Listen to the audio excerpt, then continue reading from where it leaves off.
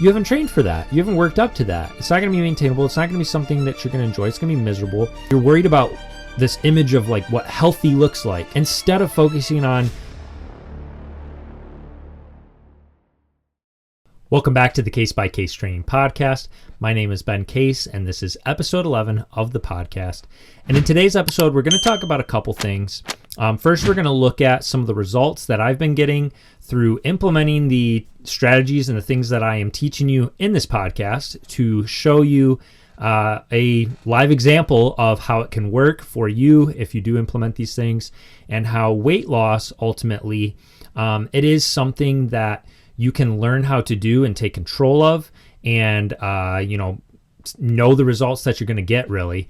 And even if you don't know exactly how it's going to play out, learning how to adapt and pay attention to the changes that are happening, and then being able to adjust and make the appropriate adjustments that are needed in order to continue seeing results. So first, you have to understand how weight loss really works and how the fitness industry makes it maybe sometimes more confusing than it needs to be, and can oftentimes cause you to be reliant on a specific weight loss product or weight loss solution that isn't really necessarily going to work long term. It may not keep the results that it gets you.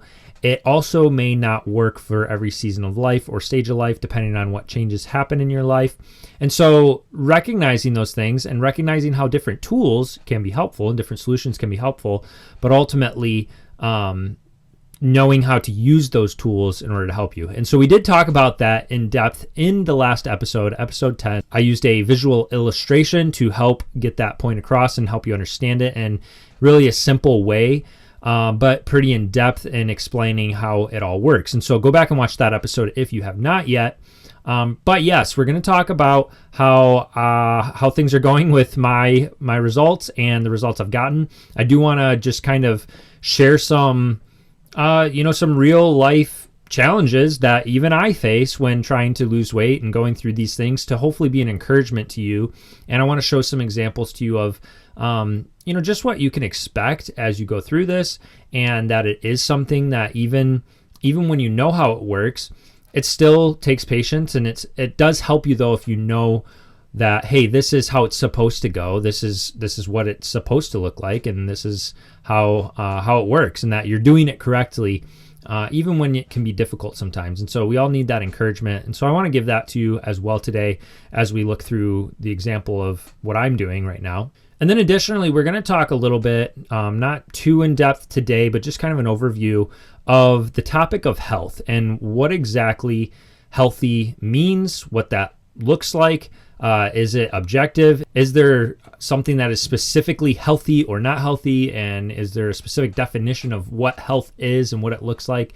And how changing our wording, changing our mindset about health a little bit can actually be helpful for getting results, and not just getting results, but continuing to get results long-term over time and maintaining results as well.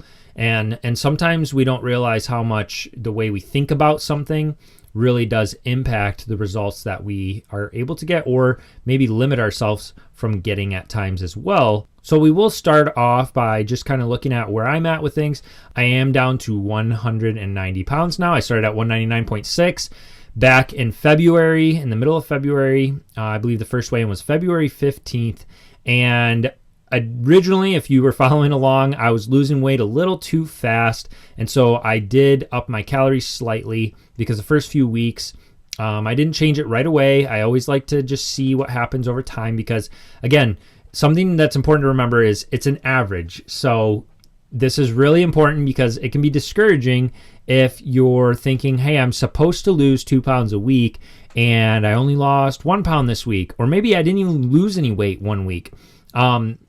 You have to realize it's an average, and so you got to give it enough time to be able to look back and see, because you might lose 1 pound one week, 5 pounds the next week, 2 pounds one week, no pounds one week, and it makes it a little bit tough, because we like to see things just, we want it to be an exact mathematical calculation that I'm going to lose exactly this much each week based on what I'm doing, but it's just not how weight loss works. And you do have to understand too, we're trying to accomplish fat loss, not just weight loss. And so there's all sorts of things that contribute to weight. And so the scale can fluctuate. Even if you're losing fat, you could be putting on some muscle. You could be retaining some water. You could, there's all sorts of things that play into it. Maybe you lost water one week, so your weight went down a little more extreme. Maybe you lost 5 pounds and you're like, whoa, I lost a ton this week. And then all of a sudden the next week you put some of that back on and you're confused and going, what's happening? Well, maybe it wasn't all fat. Maybe some of it was water weight and other things that come into play. And so we do have to recognize that we're trying to accomplish fat loss, which is going to come down to calories in versus calories out at the end of the day, but it is going to average out over time. And another thing is we do have to realize that the numbers aren't always going to be perfect, and we have to kind of see what happens and make adjustments. And so, I made some adjustments after 3 weeks of seeing consistently 2.5-ish pounds come off. That was a little more aggressive than I personally am trying to do, because I'm trying to retain muscle. And so I want to take a slow route, and I'm trying to just lose a 0.5 pound a week, nothing drastic. And I just don't have as much to lose, so I'm not trying to be quite as extreme with it. So I increased those calories. I think I was at 2,580 maybe. And then after doing that, I actually put some weight back on initially, which again, who knows? Did I put fat back on? Probably not. Maybe the scale when I weighed in and was at the 191.8 after a few weeks of losing, maybe that wasn't all fat. And then maybe when I upped my calories, I put some water weight back. Who knows? There's so many factors that come into play, and it's not worth trying to overthink about it or worry about it. So I did put some weight back on. I think I was at like 194 for a couple weeks, and then it did start to drop back down and balance out. But I was okay with it because I was still hitting my averages.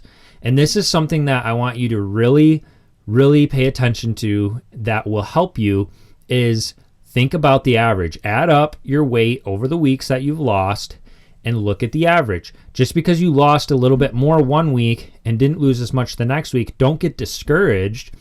Add them up, divide it by the amount of weeks, and see, what am I losing on average per week? And as long as I'm still hitting my average that I'm aiming for, that's good.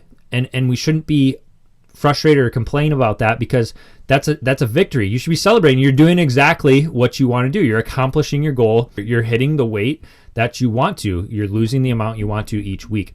And so for me, I am averaging still what I want to lose. Now I am back down to 190.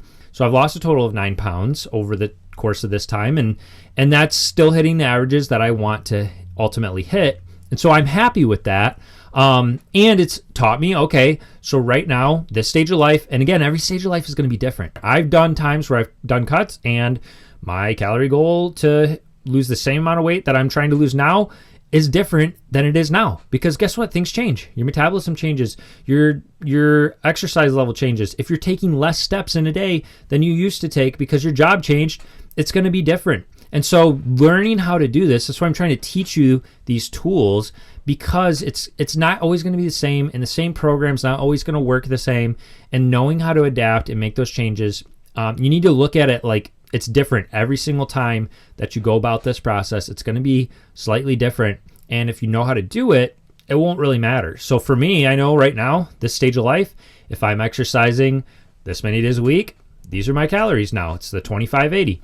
If I'm not exercising less, I need to adjust. If I know for, hey, 2 weeks, the next 2 weeks are going to be extra busy, and I'm only going to be able to do half as many workouts, I'm going to drop down to the 2300 calories and still get results. And so I know that now, and I know how to make those adjustments. But even if I wasn't, even if, up until this point, maybe it's like, oh man, I feel like all these weeks have been wasted because I haven't gotten the results I want. It's not a waste. It's figuring it out. It took some time, figure it out. Now you know, and now you'll start seeing the results as you make the changes needed. But it's not a waste. It's all going towards working towards this change and towards making progress. And so it's part of the process is some trial and error. And so you have to be patient. You have to be patient with yourself and recognize, hey, it's okay if it's not every single week I'm getting the same results. It's going to change over time. It's going to average out over time, I should say. If I brought up for you, the slope for my clients' weight loss over time, most of them that are, in my opinion, healthier look like this. They go up and down, up and down, up and down, but they're always trending downwards. They're always losing weight over time, but there's these peaks where they go up and down, up and down. That's a healthier route to go. It's a more maintainable route to go as well. When you see weight loss where it just is a straight slope down, a lot of times that means it's probably too aggressive, too extreme, and it also means that it's probably not going to be as maintainable. They might look great because it's like, whoa, lost a lot of weight really fast, but you have to ask yourself again, is that going to be sustainable long term? And most often what I see is the ones that are able to stick with it and really get true change are the ones that look more like this versus a straight slope down, just losing a ton of weight really, really fast. And so don't get discouraged if it's kind of looking like this. That's okay as long as you're over time still working in the right direction. Now, something I did want to talk about, just sharing my own personal experience and my thoughts and just trying to kind of relate a little bit, because I know this works. I know how to do it. I know how to implement these things. I've done it many times, and it still is tough. It still mentally can be difficult. And one of the toughest things is being patient. I'm on track. I'm doing what I set out to do. I'm hitting my goals, and it's still like, oh, I just want it to go faster. Maybe I should just drop my calories lower so I can do this faster, so I can speed up the process. But you have to recognize, hey, there's a reason I set the goal that I did. There's a reason I set the time frame that I did. It's because I don't want to lose muscle, and I know that. And so if I increase the speed that I'm doing this at, I up the risk as I get lower in body fat to start burning muscle, and I don't want to do that. And so I need to remind myself of that. Hey, there's no rush. There really isn't a rush. And so we can start worrying about all these other things. We can start thinking, summer's coming, and it'd be really nice to have lost this much weight by the time that, we go to the beach for this or that. And it's okay to have those goals to be things that, are motivating you and helping you to stick with it and get the results. But don't let that throw off your success that you're getting. Don't let it take away from the results that you are achieving and that you are getting, and still celebrate the fact that you're getting the results and you're doing what you need to do, as long as you're seeing that progress. And so, be patient. And that's one of the hardest parts, is we just want instant, immediate results. It's why there's, again, the appeal to the extreme diets or extreme plans where you get faster results. But again, are those things setting you up for long-term, life-changing results that you can maintain, for the rest of your life? Additionally, another thing that, I was thinking about this, because when I look in the mirror right now, I've lost 9 pounds, but I'm like, I still, I don't feel like I've really lost much yet. And, I've still got that little pooch on the belly, and man, I really wish that'd go away. But here's the thing I realized, and this is probably true for most of us, no matter what weight you're starting at, mentally, when you are looking at yourself in the mirror and you're thinking, man, I want to lose weight, there's certain areas you're focused on. And usually those areas are probably the spots that retain the most weight for you. They're probably the most trouble areas that you have. In my instance, it's right on the belly there in the front. And that spot for me is what I'm focused on. I want to lose that, right? Here's the problem, and I shouldn't even say problem, it's just a reality that it's helpful to understand this. Those areas, you can't target fat loss, okay? Fat loss can't be, if you've ever seen anything where like, do this thing to burn belly fat, or do this to burn your arm fat that you've got and leftover fat on your legs, or whatever it is, and they're trying to target fat, it's not possible. You cannot target fat loss. And so, instead, what has to happen is you have to lose enough for those problem areas to actually start to go down. And typically those areas are the last to lose weight. And so, everybody's got it. It's different for everyone. And you'll notice this when you start putting on weight too. If you have lost weight and then you start putting it back on, the first places that you're going to start seeing the weight come back are those same areas. If you carry weight mostly, some people carry it in their face last, and it's the last spot to lose the fat. If some people carry it in their stomach, some people carry it in their low back. Everybody carries it in slightly different areas. And so those areas are typically the ones we are most fixated on when we want to lose weight. And then unfortunately, just the way it works is those spots are oftentimes also the ones that take the longest to start going down because they carry that last fat. And so you got to lose the fat everywhere else, and then that's going to start to follow. So that 9 pounds I've lost probably just hasn't really come from that spot. It's come from all these other areas that my body burns fat quicker. And so there's no way to target it. There's no way to change that. It just means I got to just keep doing what I'm doing. And eventually it will go down.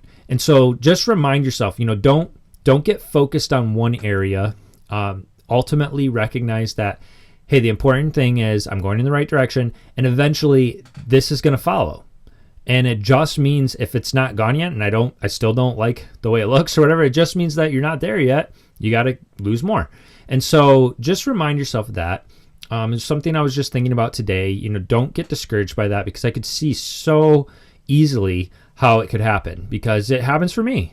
I'm like, oh man, I've lost 9 pounds and I really don't feel much different from, the way I look side, but I do know my face has gotten thinner and other areas are starting to thin out. It's just, I'm not as worried about those spots. I'm focused on this one spot, but I know that's the last spot that I lose weight. And so you just have to be patient and still be able to recognize, hey, that's okay. I'm making progress still, even though it doesn't always feel like it. So just stay positive and remind yourself of that as well as we go. Now, I do want to transition into the discussion of health and what that looks like. What does it mean? One of the most difficult things that I think many clients of mine and many people starting out with doing more of a slow habit change, focusing on the long term, focusing on a little bit slower progress to start to get to a point where something is maintainable. It's more aligned with your lifestyle that you're desiring. It's more aligned with the quality of life that you are thinking about long term, that you'd like to have and can maintain for the next 5, 10, 15 years, the rest of your life. One of the things that I think many people struggle with at first is it doesn't feel like you're making enough changes. It doesn't feel like you're doing enough things that are quote unquote healthy.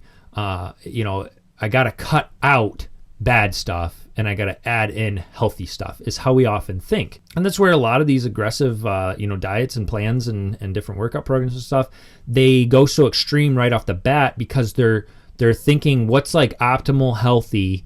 That's my goal. That's what I want to do. And so we're thinking in terms of healthy or not healthy. And health and what is healthy or not healthy, it's somewhat relative. Really, it's based on what is healthier or less healthy. And all of that is based on is quality of life, longevity, different factors that we can look at and say, hey, this kills you faster, so it's less healthy. This helps you to live longer typically, and so it's more healthy. So where it's a little easier to say something's, healthy or unhealthy is if it's on the extreme sides, which usually we can't really tell with a healthy side as much. We can see this with an unhealthy side. It's unhealthy to, drink 800 milligrams of caffeine. Probably will send you into cardiac arrest, right? So there's extremes of unhealthy where we can go like, yeah, that's really unhealthy because it's going to have immediate effect.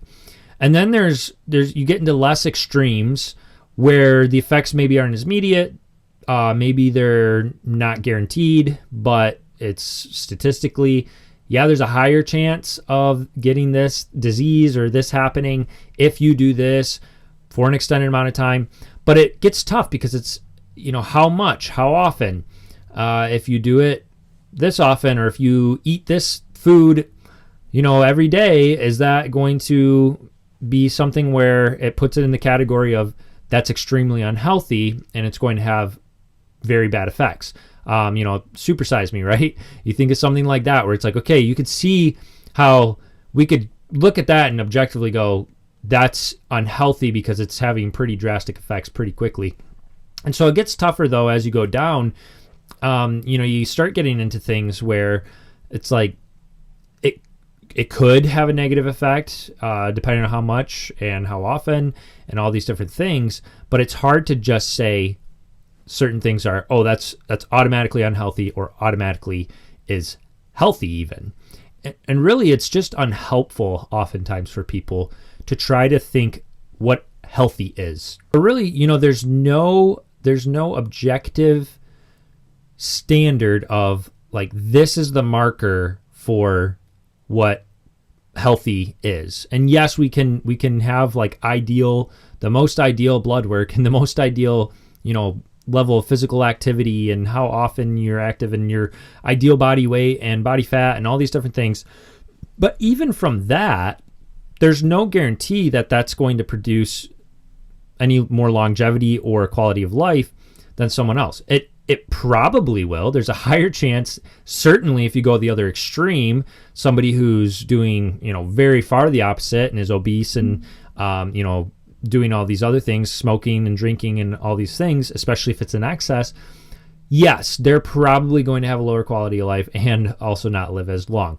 And that is, again, what health is kind of determined by. But where it gets difficult is a lot of the same things that in excess make something very unhealthy. Over here on this side for healthy doesn't necessarily mean that you're going to be any more healthy if you have none of them in your life versus having some of them in your life or having them in, moderation.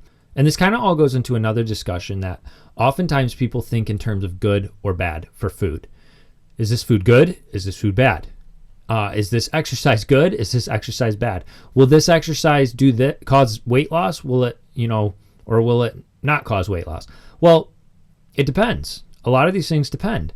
And, food, and yes, you could probably say nutritionally, from a nutritional value standpoint, some foods are more nutritionally packed than others. And some have more, things added to them that don't have a whole lot of nutritional value to them than others. And so that's where we kind of get in this bad and good. But at the end of the day, if you're getting nutrients you need and you're not having excessive amounts of things that are not super packed with nutrients, you can still be a healthy individual. And so it gets tricky because we try to think of health objectively that, well, it means you got to eat good food and avoid bad food. And it means that you got to do, this much exercise and do this and do that. But what if at the end of the day, you do a different amount of exercise than someone else and you're doing a different workout program than this optimal one over here, but because you're hitting the right calories, you're still losing weight and you're in shape and you're having moderation of some of these other things while still getting the proper nutrients you need. And so it's really hard to just say as a blanket statement, this is good, this is bad, this is healthy, this is unhealthy. We definitely can look and say like that looks less healthy and that is more healthy than what that is, right? And so instead of thinking about what is healthy on this extreme and what is unhealthy on this extreme and thinking about it in that way, the way I try to encourage people is to think about healthier. And especially for you as an individual, you need to not be comparing to what ideal health is painted as, especially with our social media and our culture and everything out there. There's so much that's just wrong anyways, because there's so much that is fake or, there's false information or misinformation. And, what is the ideal is oftentimes not even ideal. So, and it doesn't take each individual into consideration, certainly. But, there's not a one size fits all, even on what healthy looks like. And so for you, what you should focus on, instead of focusing on being healthy, focus on, I want to be healthier. I want to be healthier than I am right now. And that is going to free you a lot. It's going to help you to start implementing things at a slower pace, in a way that is more maintainable, that jives with your lifestyle, that isn't going to be some crazy drastic overhaul to your entire life. and then maybe not be maintainable, most likely not be maintainable for you. Instead, look at, hey, is this healthier when you're trying to think about it? Because oftentimes people that, is this a healthy decision? Should I eat this? Well, is it healthy? Not really. Should I eat this? Well, is it healthy? Well, how do you determine if something is healthy? Is it unhealthy if it's processed? Is it unhealthy if it has any sugar in it? How much sugar? Is it healthy if it's has pesticides? Is it healthy if... So now you're getting into this game of, I can only eat organic, I can only eat things with no sugar, I can only eat... And so you're getting so extreme, and the question you have to ask yourself is that actually the lifestyle I want to live? And if it is, if that's the direction you want to go, where you just want to be like the optimal, specimen, then great. But if that's not really what you want, it gets tricky and it gets confusing, because you're trying to ask yourself, should I eat this? Well, is it healthy? And then you're like, well, it's got this, so I don't know. Is that healthy? Not really. A lot of things aren't just pure healthy, right? A lot of things have something in them, or some ingredient or something added that it's like, well, technically it's not nutritionally valuable. But the question you have to ask again is it damaging? Is it going to harm me? And at what point? And at what quantities? If I eat it every single day, maybe. If I eat it multiple times a day, or I drink it multiple times a day. And so instead, what's going to be the better route and the more maintainable route, and one that you're going to be less discouraged by probably, is to look at, okay, is this a healthier decision than the ones I'm currently making? Is it okay for me to, if I drink 5 pops a day, 5 cans of pop a day, that's extremely unhealthy, right? We know that. You can say that's unhealthy. Could that person live 90 years, 100 years? Sure, they could. Chances are they're going to have a lot of issues and complications. So statistically, like if we did a test and had everybody drink 5 pops a day, there's going to be adverse effects. So we could say it's unhealthy, certainly. I'm not saying that you can't label something as healthy or unhealthy. But what I'm saying is, from a helpful standpoint for that person to start getting results, if they go, well, pop is unhealthy, so I can't drink it anymore, and that's where they start, that's going to be extremely difficult. Yeah, it's going to get a lot of great results, but they're probably not going to be able to stick with it long term. And they have to ask themselves, do I really actually never want to drink pop again? Is that actually what my goal is and what I'm aiming for? Or would I like a life where I can still have this in moderation and just not do it so extreme? And so instead, what's going to help this person get long-term results and stick with their program longer is like training for a marathon, not just trying to run the marathon on day one, but training, going, hey, what is healthier than having 5 pops a day, having 4, having 3, just limiting it, making it a little less. And it might not feel like that's doing a ton for your health. It may not feel like it's getting you great, crazy results right off the bat. It is helping, for one. It is better. It is healthier. And it is going to be something where you're training yourself to get to the point where maybe you don't drink any more pop. Maybe you do get to that point. You get down from 5 to 4 to 3 to 2. You get down to 1 and you're like, I do 0. I don't need any more. If that's where you get, great. But take it one step at a time and train yourself. And it doesn't mean, when you do training, I think sometimes people think, well, that's not going to work because, I got to do something difficult. I got to do something where I'm saying no to myself and I'm setting up these guardrails where I'm having discipline. We make it very much about discipline. And it is about discipline. But going from 5 to 4 still takes discipline. Just like running 1 mile the first time that you've ever ran it is going to take discipline, but upping it from 1 to 1.5 still is going to take a little bit more effort. If you just always run where you're comfortable, you'll never get beyond 1. You'll always just run 1 mile, 1 mile, 1 mile, 1 mile. And if you're kind of waiting until it's like, hey, I feel like running 2 today, it's going to take a lot longer and it's going to really be tough. But if you're willing to push yourself a little bit and go, all right, I don't really want to run 1.5 today, but I'm going to push myself to try to run 1.5. Your body's going to adapt. it's going to be able to run 1.5 as you practice running 1.5 now. And you have to practice it though. You have to work at it. And then you work at, hey, 1.5 is not so hard anymore. Now I'm going to jump to the next one that's going to be a little difficult for me in this stage. And I'm going to run 2, and that's going to be tough for a little while. But you do it until it's not as tough, and then you're going to have to push again. And so it is still taking discipline. It's still taking effort. It's not that, hey, just like wait until you feel like doing it and just wait until, you want to change. That's not what I'm saying. You are going to initially have to make a change to go, hey, here's where I'm at, and I need to do something healthier than what this is. I need to take steps in the right direction. What does that look like? Well, for now, it's going to be a slight change. I'm going to go from 5 to 4 pops, and that's healthier. And it's not going to be so intense and extreme that I can't do it or I can't stick with it or I'm going to get discouraged and burn out. But it's going to be enough that it's still going to take effort. It's still not going to be easy at first.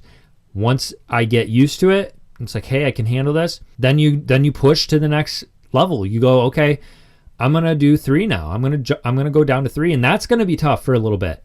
And it is going to take discipline. And so it's not that it doesn't take discipline. It still does. In fact, you could argue it takes more discipline at first because you're still allowing yourself to have the thing that is difficult for you to say no to, which takes a lot of discipline to then limit it, to have moderation.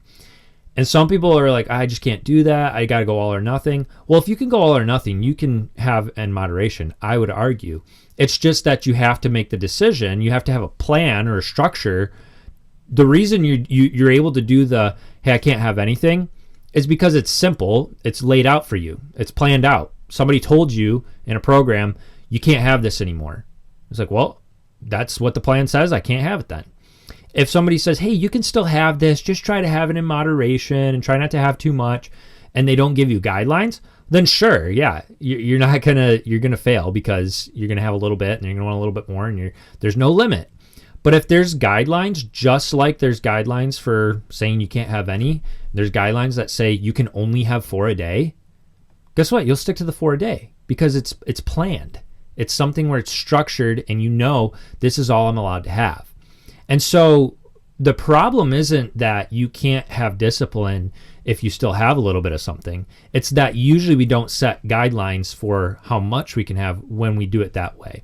And so you need to have something where it's planned out that here's my limit still, and having a reason for that limit, not just like making it up out of thin air, but making decisions that are a little healthier, moving you in the right direction. What's going to happen is it's going to build more discipline in you over time, and you're going to learn how to do things in moderation. You're going to learn how to have things you still enjoy while all along losing weight, decreasing your appetite, getting healthier, getting in better shape. And when you get to your goal, or, to me, I don't even like having like end goals because, again, I say it's a lifestyle. It's an ongoing thing.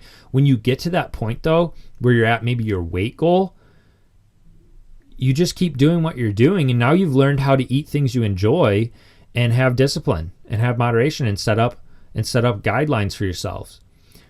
Whereas if you have discipline up front to say, hey, I'm not going to have any of this. I'm going to say no to all of it. I'm going to do this extreme intense program. I'm going to do it for 90 days. I'm going to stick with it. That takes a lot of discipline. It takes a little less discipline up front, though, than having a little bit of what you like and saying no to having more of it, which makes it more appealing because we like the idea of, hey, I could do this really hard thing for 30 days, but it's easier in a sense because it's got structure and I know that I just can't have any of it. And so if I just have this all or nothing mentality, it's a little easier than having discipline to just have a little bit and stop.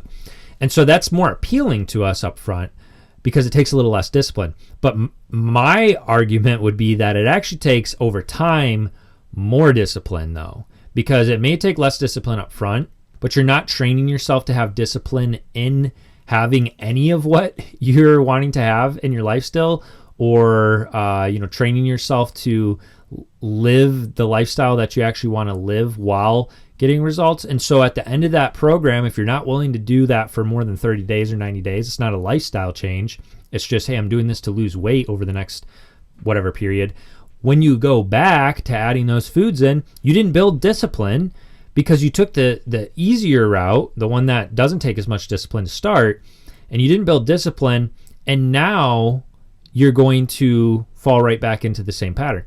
Or if you do try to have discipline to do that thing long term, that gets harder and harder as time goes on. To fully abstain from something that you enjoy or that you would like to have, as time goes on, you do that for 30 days, not too bad. I can do that. 60 days, 90 days. Let's just say you stick with it because you're like, how am I going to, if I go back, I'm going to lose all these results. And so you're like, okay, I'm just going to keep avoiding these things. Over time, it actually gets harder the longer you do it versus something where you're having a little bit of this and you're learning how to say no and have it in moderation. Over time, it will get easier. It will become easier to have moderation and learn how to do that and adjust your appetite as well along the way, which helps make it easier too. But it will get easier to practice moderation over time. And you're also building discipline. You're building a lot more discipline to be able to say, hey, I can have this much, but I can't have more than that. I got to make a limit and I have to cut myself off. And so I think it's the better route personally. It's the one that I see that works for people long term. It's the one that I use with my own clients. And yes, it does take some thoughtfulness and what the guidelines are going to be. And there's a couple of options. You can find a trainer, you can find a coach like myself to help you set up those guidelines and tell you, no, you can't have more than this, or this is the amount you can have. But to start out, if you just want to start doing this on your own, think about healthier. Think about, hey, what is healthier than what I'm doing right now? It doesn't have to be the healthiest option. Just what is a little bit healthier than what I'm currently doing? What would be a little bit better, moving in the right direction a little bit more? Do this with your activity as well.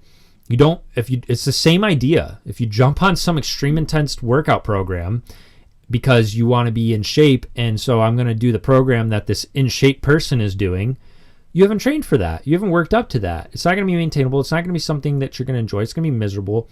You're going to get hurt possibly. And again, you're worried about this image of like what healthy looks like, instead of focusing on, hey, I'm right now taking 2,000 steps a day. If I up it to 3,000, that's healthier.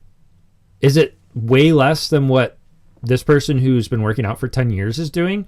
Yeah, but don't compare to them. You're not there yet. So you got to stop comparing to what we think is healthy, and we got to start just comparing to what's better than what I was doing before, what's making steps in the right direction, and is healthier. And you can do that on your own, and you can set those limits for yourself on your own too. If you're having 5 pops a day or whatever it is, you can set the limit and go, I'm going to have this much a day now, and I'm setting that limit for myself. And if you need that extra accountability, you might need somebody to actually create you that program. You might need to tell a spouse or a friend or someone else, hey, this is what I'm doing. Here's the plan I've set up for myself, and I want you to help me stick to it. Whatever it may be. You can also reach out to me. You can even message in the comment section here and follow along through these podcasts for extra accountability and help as well, because I do want to help you to be able to get the results that you desire and keep them. And that is ultimately the goal, is that you would change your lifestyle and be able to keep these results and not just go back to the same thing over and over again, being frustrated, trying all these different solutions and never really getting long-term lasting results. So focus on being a little bit healthier and take one step at a time. And again, talking about at the beginning of the video, don't get discouraged when the results aren't super fast or super immediate like we see all over these different weight loss programs and workout programs. Because again, ask yourself, how many of those people are actually sticking with those things, keeping the results they got, and how many of them actually know, like you're learning, how to get the results? Or are they just depending on this program that's extreme, putting them in extreme deficit, probably not the healthiest, and also probably not maintainable long term? Just remind yourself, you're setting yourself up for a lifestyle change by doing these things and implementing them into your life. And I hope that it will continue to help you. I'm going to continue putting out these videos, and I will see you in the next one.